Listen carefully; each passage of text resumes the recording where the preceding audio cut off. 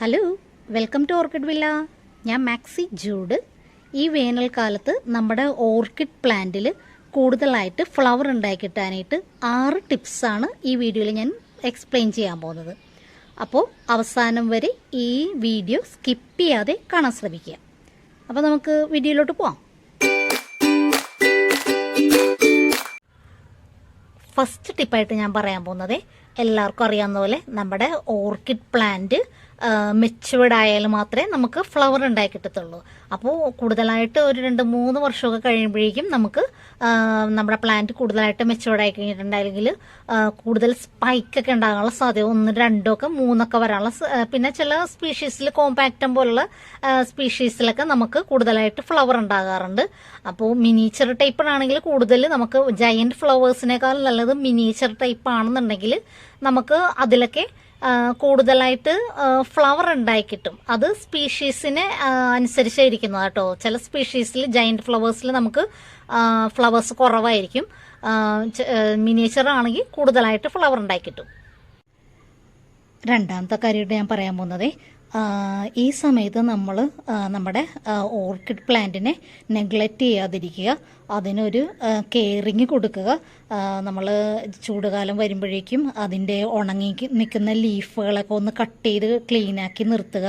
പിന്നീട് ഫ്ലവർ ബഡൊക്കെ ഉണ്ടല്ലോ, അതിൻ്റെ സ്റ്റെമ്മൊക്കെ ഫ്ലവർ ബഡ് ഉണങ്ങിപ്പോവുകയോ അങ്ങനെ എന്തെങ്കിലുമൊക്കെ ഡാമേജ് ആകുക, ഫ്ലവറെല്ലാം കൊഴിഞ്ഞു പോവുക, അങ്ങനെയൊക്കെയുള്ള സ്റ്റെമ്മിൽ നമ്മൾ അതൊക്കെ ഒന്ന് കട്ട് ചെയ്ത് നിർത്തുക. അപ്പോൾ അങ്ങനെയാണെന്നുണ്ടെങ്കിൽ നമ്മുടെ ഓർക്കിഡ് പ്ലാന്റിന് ഈ സമയത്ത് കൂടുതലായിട്ട് എനർജി ഉപയോഗിക്കേണ്ടതായിട്ട് വരില്ല. ഇത് ഉണക്കാനൊക്കെ, ലീഫ് ഉണക്കി കളയാനും സ്റ്റെം ഉണക്കി കളയാനൊക്കെ അതിന് കൂടുതൽ എനർജി ഉപയോഗിക്കേണ്ടതായി വരും. അപ്പോൾ അതിന് കൂടുതൽ സ്ട്രെസ് ഉണ്ടാവും. അപ്പോൾ അത് അവോയ്ഡ് ചെയ്യാൻ നമ്മൾ ഇതൊക്കെ ഒന്ന് ഈ സമയത്ത് ചെയ്തിട്ടില്ലാത്തവരാണെങ്കിൽ ഇതൊക്കെ ഒന്ന് ഇനി ഈ സമയത്ത് ചെയ്ത് കൊടുക്കുന്നത് നല്ലതായിരിക്കും. അപ്പോൾ ഈ എനർജി അതായത് സ്ട്രെസ് കുറയുമ്പോൾ നമുക്ക് കൂടുതലായിട്ട് ഫ്ലവർ ഉണ്ടാക്കാനുള്ള ഡ്യൂട്ടി ആയിരിക്കും അത് ചെയ്യാൻ പോകുന്നത്. അപ്പോൾ നമുക്ക് കൂടുതലായിട്ട് ഈ സമയത്ത് ഫ്ലവർ ഉണ്ടായി കിട്ടും. ഇതുപോലെ നമ്മുടെ ഓർക്കിഡ് പ്ലാന്റിൽ കിക്കീസൊക്കെ മുളച്ച് നിൽക്കുകയാണെന്നുണ്ടെങ്കിൽ, മാറ്റാനായിട്ടുണ്ട്, വലുതായിട്ടുണ്ടെന്നുണ്ടെങ്കിൽ, വേരൊക്കെ നല്ലോണം ഇറങ്ങിയിട്ടുള്ളതാണെന്നുണ്ടെങ്കിൽ നമ്മൾ ഈ സമയത്ത് കിക്കീസ് ഒന്ന് ആ പ്ലാന്റിൽ നിന്ന് മാറ്റിക്കൊടുക്കുന്നത് നല്ലതായിരിക്കും. ഇല്ലെങ്കിൽ ഇത് വളർത്താനും കൂടെ അതിന് കൂടുതലായിട്ട് എനർജി ഉപയോഗിക്കേണ്ടി വരും. ഈ സമയത്ത് കൂടുതലായിട്ട് നമ്മൾ നമ്മുടെ ഓർക്കിഡ് പ്ലാന്റിന് സ്ട്രെസ് കൊടുക്കാതിരിക്കാൻ ശ്രമിക്കുക. മൂന്നാമത്തതായിട്ട് ഞാൻ പറയുന്നത് ഫെർട്ടിലൈസറിനെ കുറിച്ചാണ്. നമ്മൾ ഈ സമയത്ത് ഫെർട്ടിലൈസർ ഉപയോഗിക്കുമ്പോൾ എല്ലാവരും കേട്ടിട്ടുണ്ട്, കെമിക്കൽ വളങ്ങൾ മാറ്റിയിട്ട് ഓർഗാനിക് വളങ്ങൾ ഉപയോഗിക്കാമെന്ന് എല്ലാവരും പറയാറുണ്ട്. പക്ഷേ അതിലൊരു കാര്യം കൂടെ ഒന്ന് ശ്രദ്ധിക്കുക. അതായത് നമ്മൾ കെമിക്കൽ ഫെർട്ടിലൈസർ മാത്രം ഉപയോഗിക്കുന്നവരാണെങ്കിൽ ഇതൊന്ന് പ്രത്യേകം ശ്രദ്ധിക്കുക. അതായത് നമ്മൾ ഈ സമയത്ത് ഓർഗാനിക് വളങ്ങൾ ഉപയോഗിച്ചിട്ടുണ്ടെന്നുണ്ടെങ്കിൽ ചിലപ്പോൾ നമ്മുടെ ഫ്ലവർ കുറഞ്ഞു പോകാനുള്ള സാധ്യത കൂടുതലാണ്. അപ്പോൾ കെമിക്കൽ വളങ്ങൾ മാത്രം ഉപയോഗിക്കുന്നവർ കെമിക്കൽ വളം തന്നെ ഉപയോഗിക്കാൻ ശ്രമിക്കുക. പിന്നെ രണ്ടും കൂടി മിക്സ് ചെയ്ത് ഉപയോഗിക്കുന്നവരാണെങ്കിൽ കുഴപ്പമില്ല, ഓർഗാനിക് നമ്മൾ ഉപയോഗിച്ചാലും പ്രശ്നമില്ല. ഓർഗാനിക് മാത്രം ഉപയോഗിക്കുന്നവരാണെങ്കിലും പ്രശ്നമില്ല. ഈ നമ്മൾ കെമിക്കൽ വളം മാത്രം ഉപയോഗിക്കുന്നവർ ഈ സമയത്ത് കെമിക്കൽ വളം തന്നെ ഉപയോഗിക്കുന്നതായിരിക്കും നല്ലത്. ഇല്ലെങ്കിൽ നമുക്ക് ഫ്ലവർ കുറഞ്ഞു പോകും കേട്ടോ നമ്മുടെ പ്ലാന്റിൽ. നാലാമത്തെ കാര്യം ഞാൻ പറയാൻ പോകുന്നത്, ഇപ്പോൾ നല്ല ചൂടാണല്ലോ, നല്ല ചൂടത്തേക്കും നമ്മുടെ പ്ലാന്റ് എന്തായാലും പൊള്ളിപ്പോവും. അപ്പോൾ അങ്ങനെ വരാതിരിക്കാനായിട്ട് നമ്മളൊന്ന് ചെറുതായിട്ടൊന്ന് ഷെയ്ഡിലേക്ക് മാറ്റി വെക്കുക. ഷെയ്ഡിലേക്ക് മാറ്റുക എന്ന് വെച്ച ഉദ്ദേശത്തിൽ നമ്മൾ ഇരുട്ടത്തോട്ട് മാറ്റി വെക്കരുത്. നമ്മുടെ ഓർക്കിഡ് പ്ലാന്റിന് ബ്രൈറ്റ് ലൈറ്റ് ആവശ്യമാണ്. അപ്പോൾ അതൊക്കെ ഉണ്ടെങ്കിൽ മാത്രമേ നമ്മുടെ കൂടുതലായിട്ട് നമ്മുടെ പ്ലാന്റ് ഫ്ലവർ ചെയ്യത്തുള്ളൂ. അപ്പോൾ നിൽക്കുന്ന വശത്ത് നമുക്ക് മാറ്റാൻ പറ്റിയില്ല എന്നുണ്ടെങ്കിൽ നമ്മൾ ഒന്ന് ഗ്രീൻ നെറ്റ് കെട്ടിക്കൊടുക്കുക. ഗ്രീൻ നെറ്റ് വാങ്ങിക്കാൻ പറ്റിയില്ലെങ്കിൽ നമ്മുടെ ചുരിദാറിൻ്റെ പഴയ ഷോളില്ലേ, അല്ലെങ്കിൽ പഴയ സാരി, അതൊക്കെ വെച്ചൊന്ന് ഷെയ്ഡ് വെച്ച് കൊടുക്കുവാണെങ്കിൽ അത് അവിടെ നിന്നോളും. അപ്പോൾ നമുക്ക് ആവശ്യത്തിനുള്ള വെയിൽ നമ്മുടെ പ്ലാന്റിന് കിട്ടുകയും ചെയ്യും, നന്നായിട്ട് ഫ്ലവർ ചെയ്ത് കിട്ടുകയും ചെയ്യും. അഞ്ചാമത്തെ കാര്യം ഞാൻ പറയുന്നത്, വാട്ടറിങ്ങിനെ കുറിച്ചാണ്.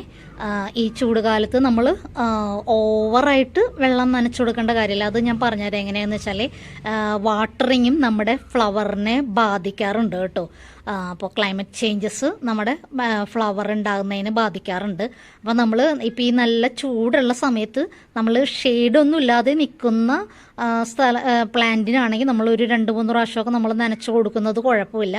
പക്ഷേ ഷെയ്ഡ് നെറ്റിൻ്റെ അടിയിലോ അങ്ങനെ വല്ലതൊക്കെ നിൽക്കുന്ന പ്ലാന്റ് ആണെന്നുണ്ടെങ്കിൽ നമ്മൾ 1-2 പ്രാവശ്യം നനച്ച് കൊടുത്താൽ മതിയാവും.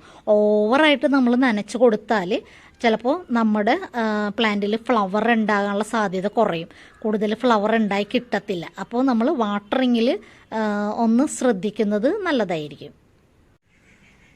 6ാമത്തെ കാര്യം പറയാൻ പോകുന്നതിന് മുമ്പ് നിങ്ങൾക്ക് ഈ വീഡിയോ ഇഷ്ടമായെങ്കിൽ സബ്സ്ക്രൈബ് ചെയ്യുക, ലൈക്ക് ചെയ്യുക, നിങ്ങളുടെ ഫ്രണ്ട്സിനൊക്കെ ഒന്ന് ഷെയർ ചെയ്ത് കൊടുക്കുക. 6ാമത്തതും അവസാനത്തതുമായ ടിപ്പ് ഞാൻ പറയാൻ പോകുന്നത്, ഈ ചൂട് സമയത്ത് നമ്മൾ പറ്റുമെങ്കിൽ നമ്മൾ നമ്മുടെ ഓർക്കിഡ് പ്ലാന്റ് റീപോർട്ട് ചെയ്യാതിരിക്കാൻ ശ്രമിക്കുക. കൂടുതലായിട്ടും ബഡ് വന്നതാണെങ്കിൽ റിപ്പോർട്ട് ചെയ്യുന്നത് അവോയ്ഡ് ചെയ്യുന്നത് തന്നെയായിരിക്കും നല്ലത്. ഇതിന് നമ്മൾ അധികം സ്ട്രെസ്സ് കൊടുക്കണ്ട. ഈ ബഡൊക്കെ ഒന്ന് അങ്ങോട്ട് വിരിഞ്ഞ് കിട്ടട്ടെ. അപ്പോൾ നമുക്കിതെല്ലാം ഫ്ലവറായി കിട്ടണം. അപ്പോൾ അതിന് വേണ്ടതായ വളവും വെള്ളവും എല്ലാം കൊടുക്കുക. നമുക്ക് അതിനെ ശല്യപ്പെടുത്തരുത്. അതിനെ റിപ്പോർട്ട് ചെയ്താൽ നമ്മളത് ശല്യപ്പെടുത്തുന്നതിന് തുല്യമാണ്. നമ്മൾ കൂടുതലായിട്ട് സ്ട്രെസ്സ് കൊടുക്കേണ്ടി വരും അതിന്. അപ്പോൾ അതുകൊണ്ട് നമ്മൾ ഈ സമയത്ത് റിപ്പോർട്ട് ചെയ്യാതിരിക്കാനായിട്ട് ശ്രമിക്കുകയാണെന്നുണ്ടെങ്കിൽ നമുക്ക് ഈ പൂവുകളെല്ലാം വിരിഞ്ഞ് കിട്ടും. കുഞ്ഞു കുഞ്ഞു ടിപ്സാണ് ഞാൻ നിങ്ങൾക്ക് ഇതിലൂടെ പറഞ്ഞു തന്നിരിക്കുന്നത് കേട്ടോ. നിങ്ങളൊന്ന് ശ്രദ്ധിച്ചിട്ടുണ്ടെങ്കിൽ നമ്മുടെ പ്ലാന്റ് നല്ല ഹെൽത്തി ആയിട്ട് വളർന്നു കിട്ടും, നല്ല ഫ്ലവറായിട്ടൊക്കെ ഉണ്ടായി കിട്ടും. അപ്പോൾ നമ്മളതൊന്ന് ശ്രദ്ധിക്കുക. പിന്നെ നിങ്ങൾക്ക് ഇതെല്ലാം ഉപകാരപ്രദമായി എന്ന് ഞാൻ വിശ്വസിക്കുന്നു. എന്തെങ്കിലും സംശയം ഉണ്ടെങ്കിൽ എന്നെ വിളിച്ചോളൂ. ഞാൻ ഈ വീഡിയോ നിർത്തട്ടെ. Okay, thank you.